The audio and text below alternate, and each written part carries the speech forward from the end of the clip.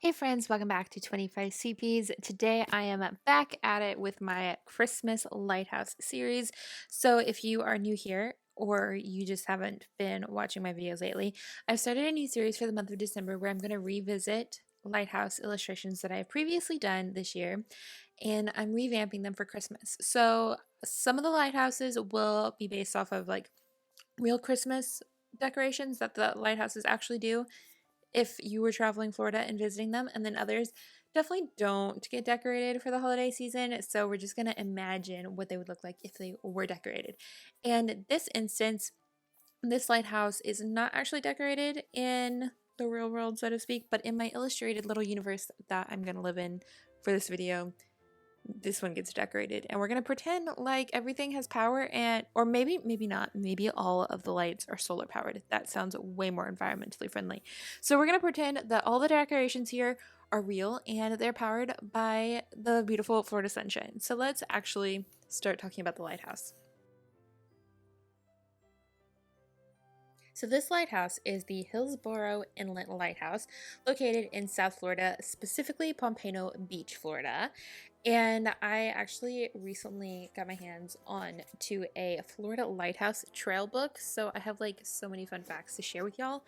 And I'm really just kind of excited about it. And reading through this book has been really fun. I'm basically reading each little lighthouse's section as I illustrate them, and as well like sharing the information with y'all. So if you're interested in Florida lighthouses or just lighthouses in general and you want to read the Florida Lighthouses book, I will link that in the description box down below. All of the lighthouses have their own little section with site facts. There's like a map as to where you can find them, and it's just a really neat book. It doesn't have a ton of pictures. It has some like black and white kind of like illustrations, although honestly sometimes they give more of like a photocopy vibe. um but all in all, it's a really cool book, and if you like Florida lighthouses and lighthouse history, this could be a cool book for you. And I can't believe that I'm sitting here like by choice reading a historical kind of book. But what can I say? Florida is cool and our lighthouses are really cool. So this lighthouse, as I mentioned earlier, is a Hillsboro Inlet Lighthouse, and this one was constructed between the years of 1905 and 1907. And the light first came on March 8th of 1907. And then it was electrified in February of 1932. So this lighthouse has been around for a while. And it kind of has an interesting, or shall I say, neat purpose and reason as to why it came to be, in my opinion. So, this lighthouse was put in place to protect the Florida reefs, which I think is really cool. So, the book actually says, as ships sailing south often hug the coast of Florida to avoid the north flow of the Gulf Stream, they tried to hug the coastline, and in doing so, it could lead them to actually striking the coral reefs. So that's why they wanted to put this lighthouse there, to hopefully avoid the striking of the reefs by boats. But so basically, just to let the boats know, like, you can hug the coast, but don't come this close because the reefs are here and you're going to harm the reefs and probably harm your vessel as well. So I think that's just really cool. This is actually at the north end of the coral reefs in South Florida, and the Florida reefs in general are not doing super great. So I think that it's super important that we do try to protect them. And if you couldn't guess from this information, this lighthouse is still in use. I guess you could say it is still an active lighthouse. The light still goes on and it is still used, which I think is great, because I don't remember how many lighthouses are still in use. I want to say around 30, which I could be wrong on that number, so don't quote me, but I know there are a lot of lighthouses still in use, and this is one of them. Yeah, so that's cool. This one in particular is 144 feet, which is pretty tall, in my opinion. The last one that we looked at was like 96, so this is definitely one of the taller lighthouses. And it's a bit more secluded. So this one in particular, you can't actually like drive directly to. You would have to walk to it, or you would have to boat to it.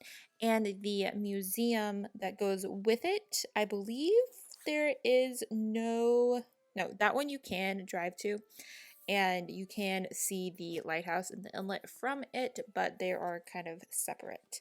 So Next up, I thought it'd be fun to read a little excerpt from the book because it has a lot of interesting historical tidbits, I guess you could say, with it.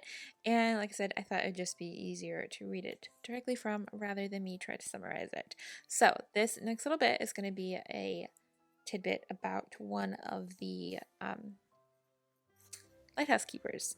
So, Thomas Knight was by far the lighthouse's longest serving principal keeper from 1911 to 1936, except for 6 months at Jupiter Inlet Lighthouse in 1919. So during Prohibition, Knight's brother built a restaurant on an island west of the inlet. Much of the illegal booze aboard rum-running boats entered the inlet and were served at his restaurant.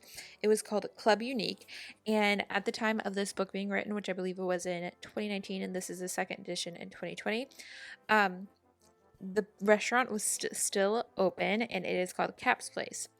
Now, during World War II, Club Unique was rumored to have been a secret meeting place for President Franklin Roosevelt, Prime Minister Winston Churchill, and Prime Minister Anthony Eden, and others. They would often spend some R&R near the lighthouse, as would General MacArthur and Admiral Nimitz. To this day, top brass in the Coast Guard still use the Keeper's Cottage for vacations.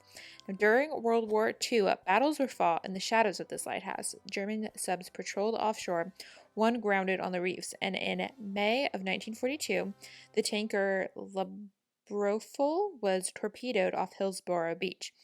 A naval patrol boat rescued all but 2 of the crew. Some stories claim U-boats were sunk or captured nearby, but this has never been verified from any official documents. So, like, this lighthouse, it really goes back in history, and there's a lot to sort of learn behind it, and a lot of still like unknown information, but it's all kind of cool.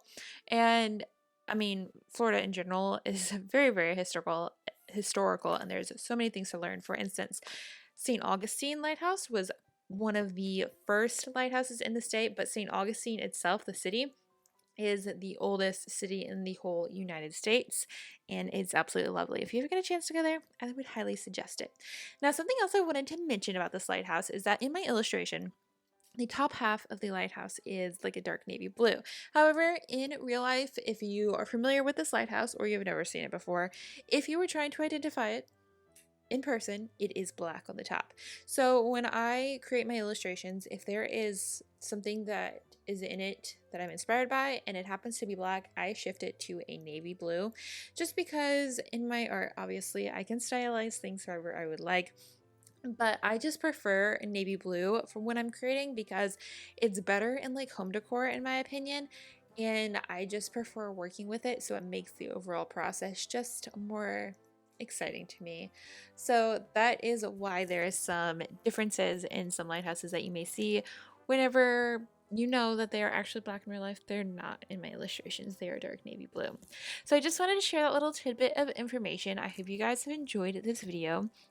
Decorating this lighthouse was a lot of fun. I know realistically the lights and the trees wouldn't be there, and it would be rather cumbersome to have all of those things lit, as well as the wreath in itself. So even though it's not super realistic and this lighthouse in particular doesn't decorate for Christmas, I think it'd be so fun to just imagine it like this. So I hope you guys enjoyed watching this come together and learning a little bit about the Hillsboro Inlet Lighthouse.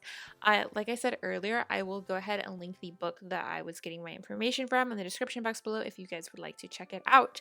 It is available on Amazon, and I believe it's printed to order because we just got this, and the printed date in the back was the day that we ordered it. So that's pretty cool.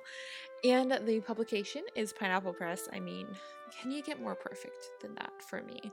I don't think so, because pineapples, y'all know, is a thing. So I think this is officially it for this video. Thank you all so much for watching. I hope you enjoyed this, and I'll talk to you guys later. Bye!